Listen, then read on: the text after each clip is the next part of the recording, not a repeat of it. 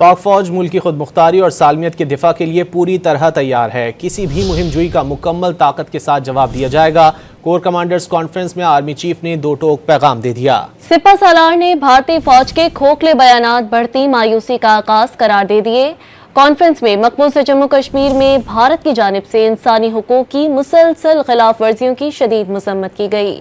पाक फौज मुल्क की खुद मुख्तारी और सालमियत के दिफा के लिए पूरी तरह तैयार है और रहेगी। पाक फौज मुल्क की खुद मुख्तारी और सालमियत के दिफा के लिए पूरी तरह तैयार है। किसी भी मुहिम जुई का मुकम्मल ताकत के साथ जवाब दिया जाएगा।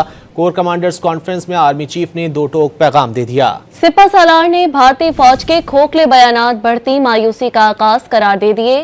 कॉन्फ्रेंस में मकबूज जम्मू कश्मीर में भारत की जानिब से इंसानी हुकूक की मुसलसल खिलाफ वर्जियों की शदीद मजम्मत की गई। पाक फौज मुल्क की खुद मुख्तारी और सालमियत के दिफा के लिए पूरी तरह तैयार है और रहेगी।